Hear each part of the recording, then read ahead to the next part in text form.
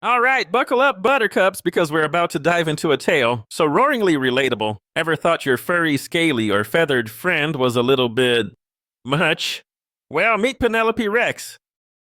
Get ready for hilarious chaos, heartwarming moments, and a whole lot of roarsome fun in Ryan T Higgins, Penelope Rex, and the problems with pets. Lots of parents give their kids dogs or cats or guinea pigs or goldfish. Penelope Rex's parents gave her mittens. Penelope was surprised. She didn't even know she wanted a pet. Penelope had talked a lot about ponies, but that was because they are delicious. She wasn't so sure about owning mittens, but she was willing to give it a try. Oh, look, he already likes you. Why don't you take Mittens up to your room and get ready for bed?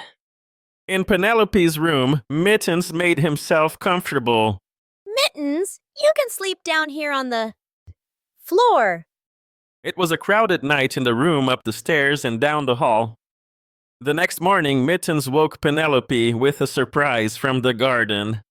Then he wouldn't eat his breakfast, but he would eat everything else, like the trash and Penelope's toys and Penelope's supper. You never liked baked beans anyway.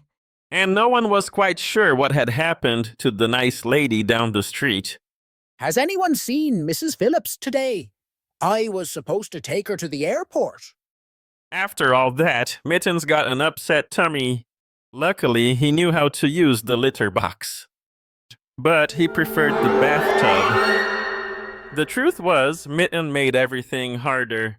Sleeping, getting dressed. Mom, Mittens buried all my underwear in the backyard again. Getting ready for school. I have to go to school, you have to stay here. Mittens, let go. Being at school. Attention students, recess will be inside today due to a saber-toothed cat on the playground. And even coming home from school. I'm home. Oof. In fact, coming home from anywhere was harder. After days of mess and mayhem, Penelope was at the end of her rope. Mittens, no. Mittens, no. No, Mittens. Bad.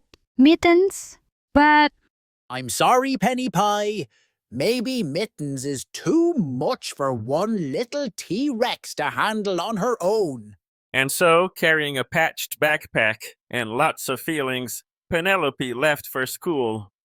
But that whole day, everything made her think of Mittens. Was he too much for her? When Penelope got home that afternoon, she braced herself.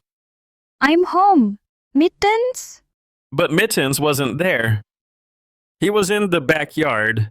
I thought Mittens could use some fresh air. Oh, okay. That evening, Mittens was not at supper. That night, Mittens was not in Penelope's bed. Penelope couldn't sleep. Her bed was so big.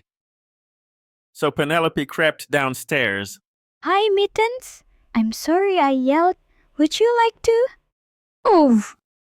It was a cozy night in the Rex family house, especially in the room up the stairs and down the hall, where it was crowded, but just right.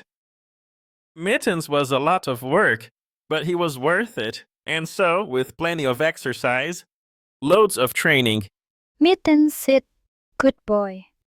and lots of family outings, Hi there, Mrs. Phillips. the Rex family learned how to be great pet owners. And in return, Mittens learned how to be not quite as much trouble. He would never be an easy pet, but Penelope did not love an easy pet. She loved Mittens. I'm glad you're you, Mittens, and not a boy. Ponies. I hope you enjoyed our story today. While being a very funny and silly book, actually it teaches us some valuable lessons. We learned that having a pet is a big responsibility, and it's all about being a good friend to something smaller than you. Penelope learns that being a good pet owner means being kind and gentle.